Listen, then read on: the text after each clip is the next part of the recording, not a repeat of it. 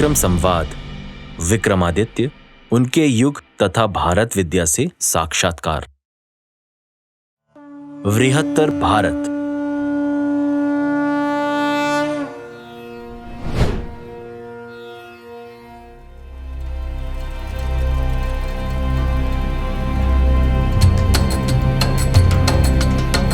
हाल के वर्षों में तुर्की के मध्य अनातोलिया स्थित बोआजकॉय हत्तूशा क्षेत्र में हुई पुरातात्विक खुदाइयों ने विश्व इतिहास और भाषा विज्ञान को एक नई दिशा दी है। यह वही क्षेत्र है जिसे प्राचीन हित्ती साम्राज्य की राजधानी के रूप में जाना जाता है। यहाँ से प्राप्त मिट्टी की क्यूनिफॉर्म तख्तियों में एक ऐसी भाषा के संकेत मिले हैं जो अब तक ज्ञात किसी भी भाषा से पूरी तरह मेल नहीं खाती। विद्वानों का मानना है कि यह एक अज्ञात या अब तक अप्रलेखित अनातोलियाई इंडो यूरोपीय भाषा है। इस खोज का महत्व केवल तुर्की या पश्चिम एशिया तक सीमित नहीं है, बल्कि इसका संबंध प्राचीन भारत की भाषाओं, विशेष रूप से संस्कृत और पाली से भी जोड़ा जा रहा है। तुर्की के मध्य अनातोलिया में स्थित हत्तूशा से अब तक लगभग 30,000 से अधिक क्यूनिफॉर्म तख्तियां मिल चुकी हैं। इनमें अधिकांश हित्ती भाषा में हैं। लेकिन हाल ही में तुर्की के बोआजकॉय हत्तूशा यानी हिटाइट साम्राज्य की राजधानी के पुरातात्विक स्थल में खुदाई के दौरान मिट्टी की एक कलम पर अब तक अज्ञात भाषा के लिखे हुए संकेत और शब्द पाए गए हैं।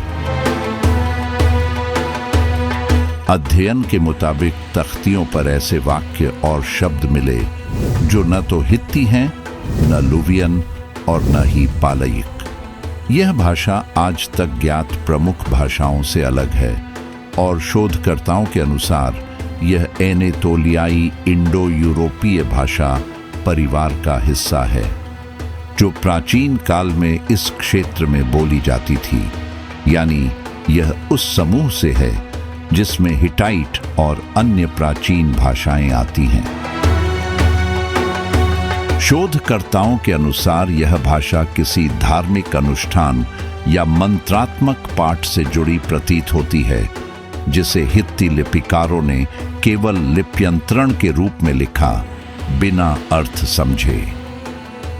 जर्मनी के वुर्जबर्ग विश्वविद्यालय के प्रोफेसर डॉक्टर डैनियल श्वेमर और उनके सहयोगियों का मत है कि हित्ती अभिलेखों में कई बार ऐसी भाषाएं दर्ज की गई हैं जिन्हें स्वयं हित्ती लोग भी विदेशी मानते थे।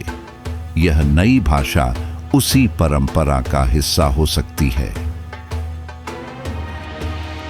हित्ती साम्राज्य की एक विशेषता यह थी कि वह विभिन्न भाषाओं और जातीय समूहों को अपने प्रशासनिक और धार्मिक ढांचे में समाहित करता था। कई अभिलेखों में हित्ती लिपिकारों ने स्पष्ट रूप से लिखा है कि कुछ अनुष्ठानिक मंत्र विदेशी भाषा में हैं, जिन्हें वे केवल ध्वन्यात्मक रूप में लिख रहे हैं। हाल ही में पहचानी गई यह भाषा भी इसी श्रेणी में आती है। यह न तो हित्ती है, न लुवियन और न ही पालयिक, जबकि इन तीनों भाषाओं का अनातोलिया में व्यापक प्रयोग होता था। भाषा वैज्ञानिक दृष्टि से यह भाषा अत्यंत रोचक है, क्योंकि इसके कुछ शब्द रूप और ध्वन्यात्मक संरचनाएं वैदिक संस्कृत और पाली से मिलती जुलती प्रतीत होती हैं। यहीं से यह खोज भारत के लिए विशेष रूप से महत्वपूर्ण हो जाती है। इंडो यूरोपीय भाषा परिवार में संस्कृत, अवेस्तन, ग्रीक, लैटिन, हित्ती आदि सभी भाषाएं आती हैं। विद्वानों ने पाया है कि कुछ शब्दों की ध्वनियाएं और संरचना वैदिक संस्कृत से मिलती जुलती हैं। देवताओं और अनुष्ठानों से जुड़े शब्दों में मंत्रात्मक शैली दिखाई देती है जो ऋग्वैदिक परंपरा की याद दिलाती है। क्रिया रूपों और संज्ञाओं में विभक्ति सदृश संकेत मिलते हैं जो संस्कृत और अन्य प्राचीन भारतीय भाषाओं की विशेषता है। उदाहरण के लिए कुछ शब्दों में अ, ई, उ जैसे स्वर प्रधान उच्चारण दिखाई देते हैं जो संस्कृत की ध्वन्यात्मक परंपरा की एक प्रमुख विशेषता है। इसी प्रकार कुछ क्रिया सदृश शब्दों में ति या अंति जैसी ध्वनियां पाई गई हैं जो संस्कृत और पाली में क्रिया रूपों के निर्माण में प्रयुक्त होती हैं। यद्यपि इन शब्दों का अर्थ अभी पूर्ण रूप से निर्धारित नहीं हो पाया है, लेकिन इनकी संरचना यह संकेत देती है कि यह भाषा उसी भाषाई परंपरा से निकली है जिससे संस्कृत और पाली विकसित हुई। प्रसिद्ध भाषा वैज्ञानिक प्रोफेसर जे.पी. मल्लौरी और डॉक्टर एंथनी के अनुसार अनातोलिया और उत्तर पश्चिम भारत के बीच ईसा पूर्व दूसरी सहस्राब्दी में सांस्कृतिक और भाषाई संपर्क पूरी तरह असंभव नहीं था।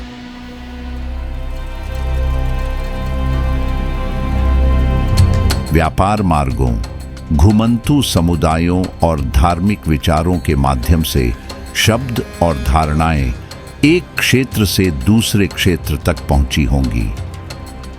इस भाषा के डिकोडिंग की प्रक्रिया अभी प्रारंभिक अवस्था में है। अब तक इसके कुछ ध्वन्यात्मक पैटर्न पहचाने गए हैं, लेकिन अर्थ निर्धारण का कार्य शेष है। इसके लिए द्विभाषी अभिलेखों या समानांतर पाठों की आवश्यकता होगी जो फिलहाल उपलब्ध नहीं हैं। फिर भी जिस प्रकार संस्कृत और पाली को समझने में तुलनात्मक भाषा विज्ञान ने महत्वपूर्ण भूमिका निभाई, उसी प्रकार इस नई भाषा को समझने में भी संस्कृत और अन्य प्राचीन इंडो यूरोपीय भाषाएं सहायक सिद्ध हो सकती हैं। अंततः यह कहा जा सकता है कि तुर्की में मिली यह नई प्राचीन भाषा केवल एक भाषाई खोज नहीं है, बल्कि यह प्राचीन विश्व की आपसी जुड़ाव की कहानी को भी उजागर करती है। संस्कृत और पाली से इसकी ध्वन्यात्मक और संरचनात्मक समानताएं यह संकेत देती हैं कि हजारों वर्ष पूर्व मानव समाज भाषाई और सांस्कृतिक स्तर पर आज की कल्पना से कहीं अधिक निकट था।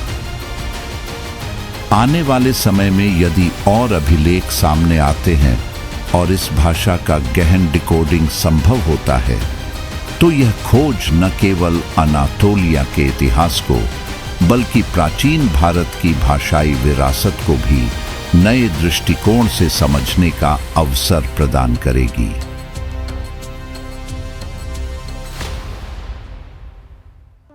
भारत उत्कर्ष।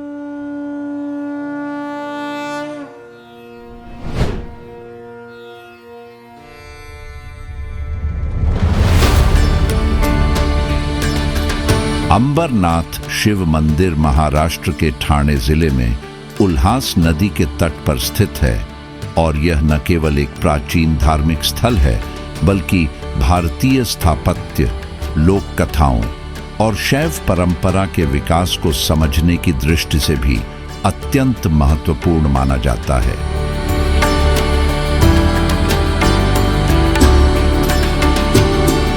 इस मंदिर को स्थानीय लोग अंबरेश्वर महादेव के नाम से जानते हैं और सदियों से यह आस्था, रहस्य और इतिहास का केंद्र बना हुआ है।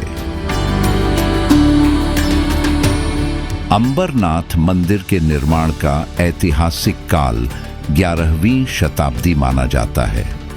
उपलब्ध शिलालेखीय और स्थापत्य साक्ष्यों के अनुसार इसका निर्माण शिलाहार वंश के शासकों के संरक्षण में हुआ।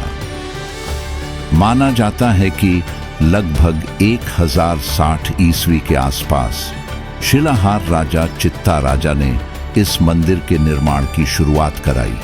और उनके उत्तराधिकारी मुमुनि राजा के काल में यह कार्य पूर्ण हुआ।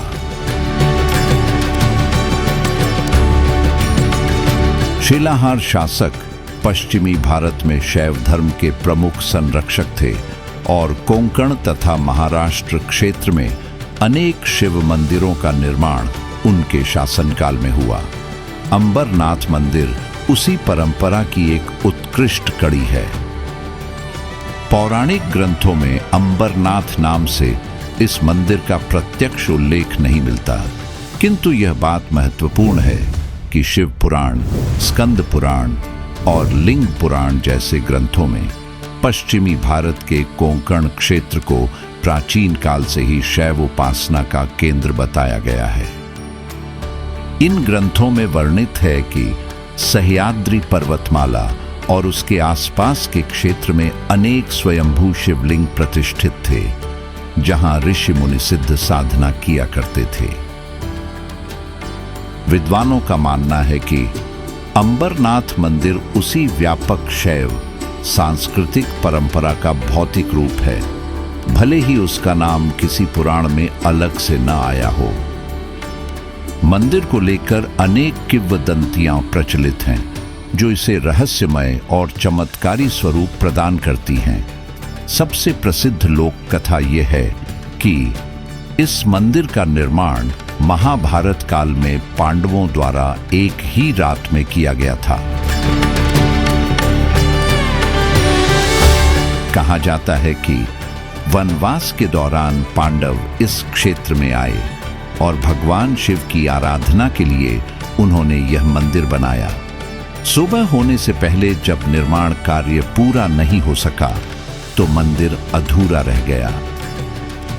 इसी कारण आज भी मंदिर का शिखर पूर्ण रूप से विकसित नहीं दिखता। इतिहासकार इस कथा को लोक विश्वास मानते हैं, परंतु यह किंवदंती मंदिर की प्राचीनता और जनमानस में उसकी गहरी पैठ को दर्शाती है। एक अन्य लोक मान्यता के अनुसार अंबरनाथ मंदिर इच्छा पूर्ति स्थल है। मंदिर के गर्भगृह में स्थित शिवलिंग को अत्यंत जागृत माना जाता है। मंदिर से जुड़ा एक रहस्य इसके गर्भगृह की संरचना से संबंधित है। अंबरनाथ मंदिर का गर्भगृह भूमि तल से नीचे स्थित है और वहां तक पहुंचने के लिए सीढ़ियां उतरनी पड़ती हैं। लोक मान्यता है कि इस स्थान पर पृथ्वी की प्राकृतिक ऊर्जा केंद्रित है और ध्यान या साधना करने पर विशेष मानसिक शांति की अनुभूति होती है। कुछ लोग यह भी मानते हैं कि प्राचीन काल में यहां सिद्ध और नाथ योगियों ने तपस्या की थी, जिनकी स्मृति आज भी मंदिर की मूर्ति कला में झलकती है। अंबरनाथ शिव मंदिर की वास्तुकला इसे भारतीय मंदिर स्थापत्य के श्रेष्ठ उदाहरणों में स्थान दिलाती है। यह मंदिर भूमिज शैली का एक प्रारंभिक और प्रामाणिक नमूना माना जाता है। भूमिज शैली मूलतः नागर स्थापत्य परंपरा की ही एक शाखा है, जिसमें शिखर की रचना विशिष्ट ज्यामितीय विन्यास पर आधारित होती है। अंबरनाथ मंदिर पूरी तरह पत्थर से निर्मित है और इसमें चूने या गाड़े का प्रयोग नहीं हुआ है, जो मध्यकालीन भारतीय स्थापत्य की उच्च तकनीकी क्षमता को दर्शाता है। मंदिर का बाहरी भाग अत्यंत अलंकृत है। दीवारों पर शिव के विविध रूपों के साथ साथ गणेश, पार्वती, कार्तिकेय, नंदी, यक्ष यक्षिणी, अप्सराएं और अनेक पौराणिक दृश्य उत्कीर्ण हैं।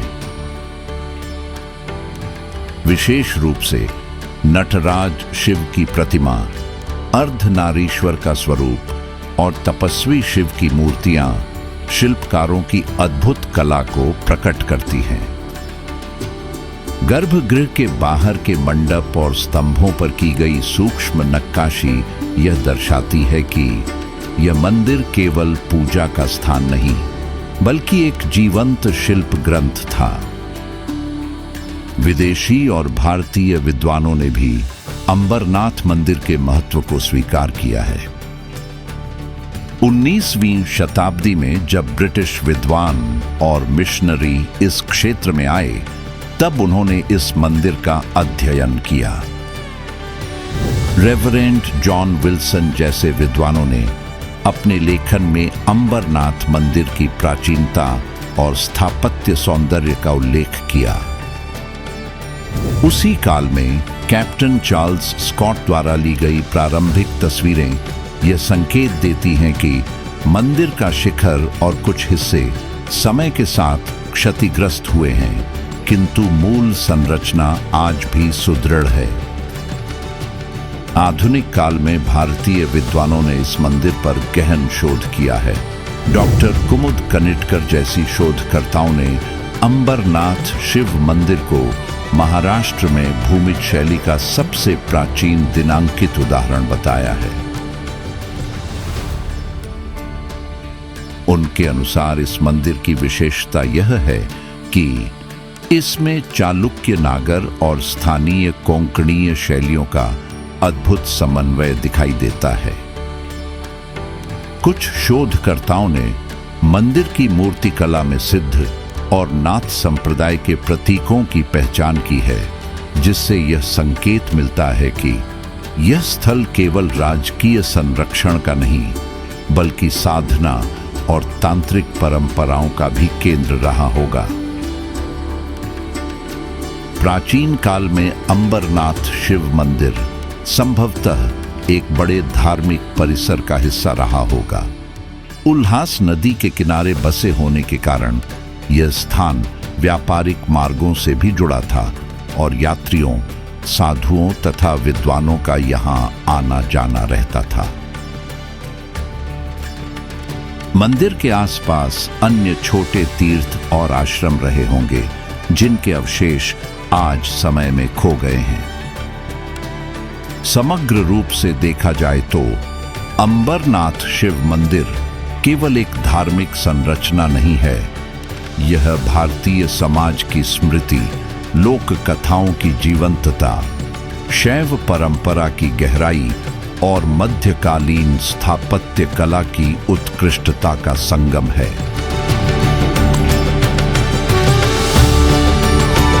किंवदंतियां इसे पांडवों और महाभारत से जोड़ती हैं। विद्वान इसे शिलाहार काल की अद्वितीय देन मानते हैं और श्रद्धालु इसे आज भी एक जागृत शिव स्थल के रूप में पूजते हैं।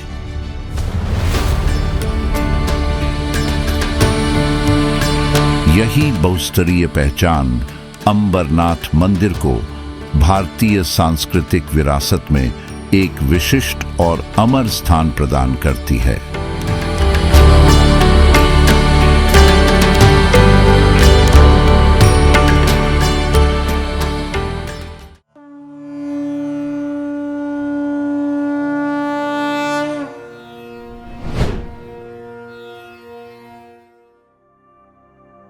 तत्व दर्शन की दृष्टि से अहम या अहमवाद उस दार्शनिक सिद्धांत का नाम है जिसके अनुसार केवल ज्ञात एवं ज्ञाता की मनोदशाओं की सत्ता है, दूसरी किसी वस्तु की नहीं। दूसरे शब्दों में वह व्यावहारिक, अविद्या से सीमित, अनात्म से एकीकृत है, जो मैं और मेरे की भावना उत्पन्न करती है। इसके अनुसार केवल ज्ञाता अथवा आत्मा का ही अस्तित्व है। आत्म का ज्ञान ही निश्चित सत्य है, बाह्य विश्व तथा ईश्वर केवल अनुमान के विषय हैं।